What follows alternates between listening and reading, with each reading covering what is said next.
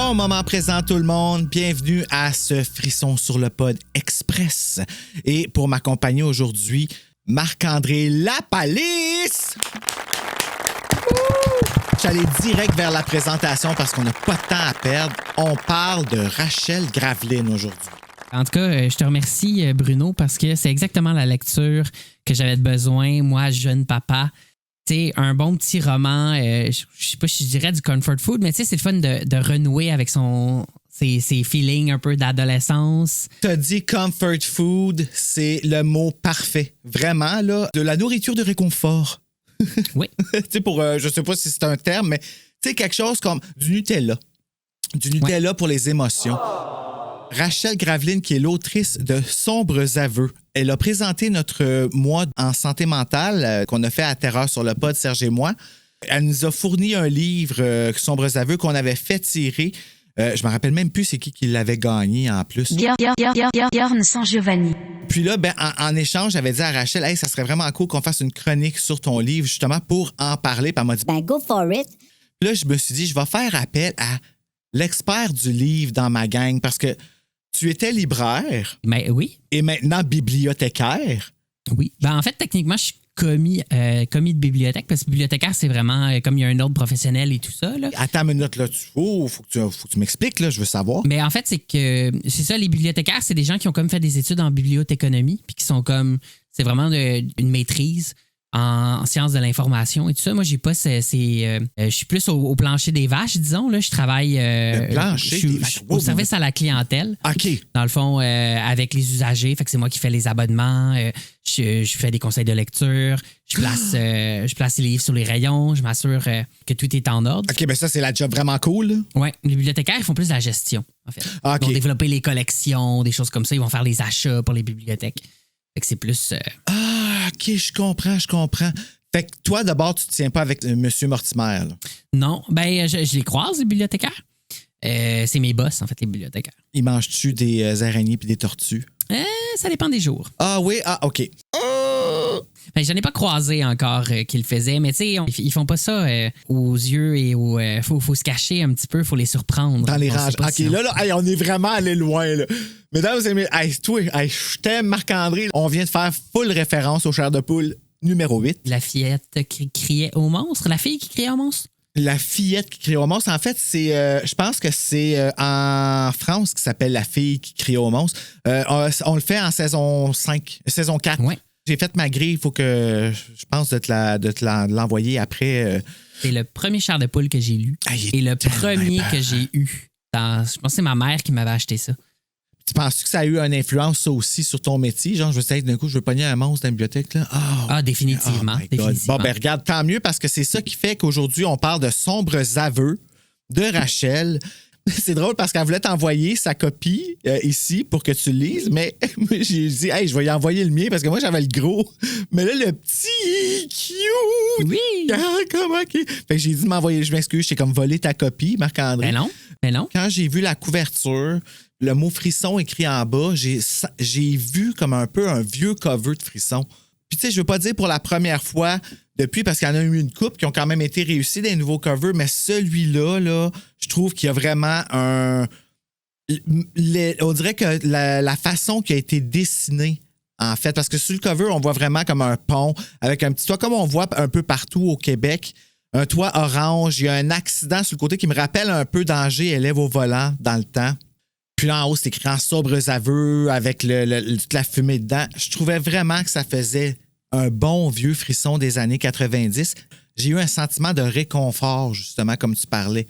Puis là, ben, dans l'histoire, c'est sûr que là, ils sont pas aussi niaiseux que dans les vieux frissons. Non, c'est ça qui est le fun, en fait. Ben, en tout cas, tu me diras ce que t'en penses, mais je trouvais que le livre, tu sais, il y avait la vibe frisson des années 90. On sentait que l'autrice en avait lu, ou en tout cas qu'elle connaissait les frissons. Puis en même temps, on sentait qu'on était en 2024. Au niveau des thématiques de la santé mentale, au niveau de, ben, c'est sûr, des technologies, mais tu sais, j'ai trouvé que c'était une parfaite réactualisation de c'est quoi de. Si on avait un frisson à écrire en 2024, c'est ça. Oui, en effet, le whodunit qui revient aussi un petit peu dedans. Je vais lire le résumé en arrière. Puis après ça, on va pouvoir un petit peu plus parler de nos impressions puis tout ça. Alors, je me lance. La mort brutale d'une fillette a récemment secoué Rivière-au-Chaploir. Fasciné par ce crime, Théo l'évoque sur sa populaire chaîne vidéo. Peu de temps après, le jeune influenceur disparaît dans un étrange accident. Si ses abonnés imaginent un canular, la rumeur d'un tueur potentiel ne tarde pas à faire surface. Ça va pas bien. Je ne voudrais pas être Cynthia Després, mettons. Non, en effet, la fin de sa vie n'a pas dû être très agréable. Elle était au début du livre, là, on dit pas un punch, là, ça part avec ça, là, l'histoire d'une petite fille morte. Puis tout tourne, mais en fait, tout part de là, un petit peu à la sauce. What are you waiting for, huh? J'ai le goût de dire I know what you did last summer. Moi, au début, c'était ça que je voyais. Parce que là, Rachel, dans ce livre-là, elle nous fait des clins d'œil à quelques films, dont The Craft. Après ça aussi, on a ça, qu'on n'a pas fait à TSLP encore, mais oui, il y a du ça. Puis tu sais, c'est drôle parce que ça va vraiment d'une place à l'autre. Mais au début, tu as vraiment une vibe qu'il y a quelque chose de non-dit dans la gang, là. L'ado, moi, si je l'avais lu ado, aurait eu un petit kit sur un des dudes parce qu'il s'appelle Ziad. Tellement un beau nom. Il a l'air tellement gentil, en plus. Oui, il a l'air chaud. Tu sais, là, le gars de l'école avec qui tu fais comme « Ah, il écoute mes sentiments. » Puis tu sais, comme c'est... Moi, c'est le personnage que je me suis vraiment rattaché, là. Puis dans l'autre, ce que j'aimais, c'est l'inclusion. Parce que l'autre, je dis spectacle morbide que je vais couvrir avec Janice bientôt. Il y avait un personnage homosexuel dedans. Puis moi, ça m'a tout de suite interpellé parce que je me sentais vraiment plus inclus dans l'histoire. C'est niaiseux, mais ça fait tellement quelque chose de sentir... Mais c'est pas niaiseux. Oui, je pense qu'il y a vraiment un pouvoir là-dedans. Puis je pense aussi le fait qu'on parle, qu'on a des personnages qui ont des enjeux de santé mentale font qu'on se reconnaît plus facilement. On n'est pas juste les méchants, là. Puis là, je m'inclus là-dedans là, parce que j'en parle quand même ouvertement là, de mes enjeux, mais dans le livre, il y a une personnage qui, je me rappelle, avait des gros problèmes trigger warning, d'automutilation. Il me semble que c'est ça, là, de ça qu'on parle là, dans le livre. Puis c'est vraiment bien abordé parce qu'il faut quand même y aller prudemment. Là. J'ai trouvé comme tout de suite avec le petit chapitre, là, le prologue. Ah oui, là, comme l'espèce de teaser. Là. Au début, là, on ne sait pas c'est qui. On est dans la tête du personnage, puis on sent son désarroi, la personne va en institution psychiatrique et tout ça. Et tout de suite, je trouvais là, qu'on voyait qu'il y avait des recherches qui avaient été faites au niveau où que la personne connaissait bien la question de la santé mentale. Là, on n'était vraiment pas dans là, je mets les asiles entre guillemets parce que dans les années 80, c'était ça, là, ou même dans les frissons. Là, je veux dire, c'est que ça. C'est plus l'espèce d'image là, de folklorique un peu de c'était quoi les institutions psychiatriques comparativement à aujourd'hui où mais non, t'es pas enfermé avec une camisole de force dans une grande salle avec plein de monde qui se parle toute seule. Là. Non, mais elle me fait bien ma camisole, tu trouves pas? Tu sais, ben, c'est ça que tu vois dans les films des fois, là, comme dans Vol au-dessus d'un nid de coucou. Là, ben, c'est pas les institutions de santé mentale en 2024. Mon Dieu, on est allé loin, le Vol au-dessus d'un nid de coucou. Moi, j'avais Halloween dans la tête, Michael Myers. Ouais, là, ça pourrait être ça aussi. Mais tu sais, il y a des gens qui font des suivis de jour puis qui font des thérapies une fois par semaine, des thérapies de groupe, ils prennent la parole, puis c'est ça. Puis ça, j'ai trouvé... tu sais, globalement, j'ai trouvé que, dans le fond, tu sais, ce qui nous fait rire dans les frissons des années 90, ben là, c'est sérieux puis c'est bien fait. Ben oui, c'est abordé d'une façon vraiment différente. Dans les années 90, qu'est-ce qu'on remarque surtout, c'est que en fait, le trouble en santé mentale est le problème. Il fait que c'est ça que le tueur ou la tueuse pète une couche, comme on dit. Oui. Mais tu sais, c'est hyper mal abordé. C'est un cheap thrill. Oui. Ici, là, c'est ça que c'est les frissons post-méta. Moi, je pense que c'est depuis Scream. Tu sais, Scream a un peu gâché. Je ne veux pas dire gâché parce qu'on les réinvente aujourd'hui. Avec Frisson sur le pod, je parle, quand on relit les vieux, on s'amuse quand même pas mal, tu sais.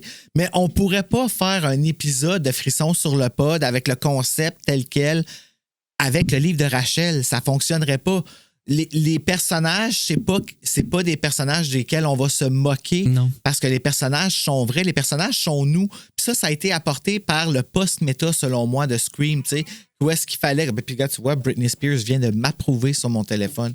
Direct quand que je dis ça. Puis, en effet, tu sais, tu parles de ça par rapport à la recherche, par rapport à Rachel. Je sais pas, moi, je la connais pas personnellement. On se parle quelques fois sur Instagram. Elle va venir faire un frisson avec nous autres bientôt. Une lumière dans la nuit. Je suis en train de le lire en ce moment. Je vais te l'envoyer après. Puis, je me rappelle d'un message que j'avais vu sur Instagram de Rachel qui faisait je pense que c'était de la révision de manuscrits ou des choses comme ça. Puis, elle avait pris le temps d'écrire une révision qu'elle disait faite dans la bienveillance et dans la constructive. Aide-moi donc avec ce mot-là, s'il te plaît. Ça, là. Des critiques constructives ou une lecture constructive. Oui, c'est ça, merci. Tu sais, je trouvais que son approche à Rachel, c'était vraiment important pour elle que ça sache qu'elle avait ce petit quelque chose de conscience par rapport à quelque chose. Je vais le faire dans la bienveillance. Puis ça se sent dans ses livres. Il y a de l'inclusion, comme je disais tantôt dans Spectacle morbide qu'on va revoir avec Janice. Puis celui-là aussi, il y a de l'inclusion quand je parle juste aussi des ethnies que dans le... Oui. Tu sais, Ziad qui est dans le... clairement, c'est quelqu'un qui est d'une autre nationalité, je ne me rappelle plus de laquelle, mais c'est quand même spécifiquement apporté qu'on sache qu'on est dans le monde d'aujourd'hui où est-ce qu'on a de la diversité autour de nous. T'sais. Puis tu sens que c'est pas le sujet du livre, ça apparaît en filigrane, mais c'est normal. Parce qu'en 2024, on va à l'école, puis effectivement, il y a des gens qui font partie d'autres groupes culturels, il y a des gens qui ont d'autres orientations sexuelles, il y a des gens qui aiment tel style de musique, puis c'est comme ça, puis c'est pas obligé d'être le sujet du livre. On s'en formalise pas, mais en même temps, il y a quand même la question un peu du racisme là, qui apparaît dans le cas de ce personnage-là. Là, on n'en dira pas plus là, parce que ça nous obligerait à dévoiler un punch. Mais... Oh, c'est vrai, mon Dieu, j'ai failli m'ouvrir la trappe parce que ça vient de me revenir. Là. On change souvent pas de narrateur, mais de point de vue. Puis c'est bien parce que même si on adopte la perspective de certains personnages, on sait pas forcément tout ce que les personnages savent. On n'est pas dans leur tête c'est vrai. À 100%. Ils ont tous quelque chose à cacher, hein, c'est ça. Puis c'est ça qui nous fait qu'on continue à lire le maudit livre parce qu'on veut se rendre à la fin, puis maudit que ça finit pas comme qu'on pensait que ça s'en allait finir. Non, moi je savais pas c'était qui, mais je me fais toujours avoir, moi, dans les whodunits, je devine jamais c'est qui. Ah, j'ai failli révéler de quoi encore? Oh, c'est dur, mais oui, c'est ça, no spoiler. Mais bon, OK. Si vous voulez lire quelque chose qui, comme je vous dis, est actuel, qui va vous donner des petits airs de ça, de The Craft, de I Know What You Did Last Summer, je vais dire au début avec en plus le remake qui s'en vient. En tout cas, mettons que c'est alléchant. Je vous suggère Sombres Aveux par Rachel Graveline. Frisson 100% québécois, même disponible frisson de poche dans les librairies 13,95. C'est quand même très abordable. Merci de les sortir en format poche. Frisson, ils sont tellement beaux. C'est vrai qu'ils sont beaux. Puis, quand même, c'est un frisson 14 ans et plus. Moi, je me demandais jusqu'où on irait. Puis c'est quand même effrayant, honnêtement. Là, puis c'est ça que j'aime aussi, c'est que je trouve que l'autrice, elle prend pas les lecteurs et les lectrices pour des niaiseux. Les personnages sont intelligents, l'intrigue est intelligente, il y a plein de références. Des fois, il arrive des choses, je dis, écoute, c'est quand même effrayant. Hein? Moi, à 14 ans, je disais du Patrick Sénécal, mais c'est pas un bon exemple. J'étais trop jeune pour lire ça. Mais j'aurais aimé ça lire ça, moi, à 14 ans aussi. En effet, on aimait beaucoup les frissons, on connaissait pas ça encore. Là. J'essaie de leur donner encore un petit peu d'amour, là, mais c'est vrai qu'on est loin du Fear Street. Là, là, c'est, Mais je veux pas. Par ailleurs, quand je dis ça, je veux pas les dénigrer, les frissons, hein, Bruno. Mon Dieu, des années 90. Je veux pas. Je veux dire, c'est le reflet de cette époque-là, les années 90. Puis dans les années 90, c'est ça, on était les questions de santé mentale, on connaissait moins ça. Mais c'est hot qu'on en soit à ça là, dans les frissons. Maudit que ça vient me chercher, moi, de penser. Puis tu sais, comme de savoir que ça continue, que maintenant c'est rendu québécois. Tu sais, on on a nos propres histoires qui sont parties de jeunes lecteurs qui, comme nous autres, puis qui aujourd'hui les écrivent et intègrent ça dans leur. Moi, ça me touche au bout. Là. Oui, puis c'est une super bonne idée parce que quand ils ont commencé, quand ils ont relancé la collection, c'était quoi en 2017? Quelque chose. Tu sais, ils ont ressorti des classiques, des frissons mis au goût du jour, genre la babysitter. Le côté, là, fait avec, tu mets tout un à côté de l'autre, puis il y a comme l'ombre dans le. Puis, ils ont revu comme les références dans les traductions, genre la gardienne, elle écoute Harry Potter au lieu de Ghostbusters, je pense, quelque chose comme ça. Ben oui, toi. Je trouve qu'ils ont eu la bonne idée après ça de passer, ben c'est ça, justement, de sortir de commander des frissons à des auteurs québécois. Oui, mais ils n'ont pas sorti La Gardienne 4. Oh, ça me fait mal. Comme 1, 2, 3, puis arrête là. Comme, j'ai pas le 4. J'ai pas le 4.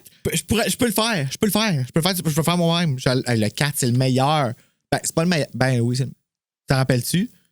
J'ai pas lu le 4. T'as pas lu le 4. OK. Prochain que je trouve, je te fais signe là, parce que. Shame on me. Shame on you. Ben sinon, t'écouteras Frisson sur le pod l'année prochaine. Parce qu'on va le faire. On n'aura plus de gardienne à partir de l'année prochaine. Tu viendras nous garder. Oui, c'est ça. Tu vas avoir appris avec Barbara, hein? Oui, tout à fait. J'ai changé des couches. Si nécessaire. Yeah! On a quelqu'un pour le faire! Puis je fais des pets de vente en prime, moi, avec ça. Ah, mais ça, je les garde pour moi. OK, j'arrête là. Là, j'imagine quelqu'un qui arrive, tu sais, qui ouvre la porte, puis toi qui es en train de me faire des pets de vente. Oh, qu'on s'en va loin. Okay. Chair de poule numéro 61, pet de vente fatale. Bon, OK. Oui, c'est ça. Sur ce, je renvoie le micro à Bruno et Lucas qui vont terminer Le fantôme de la falaise. Wow.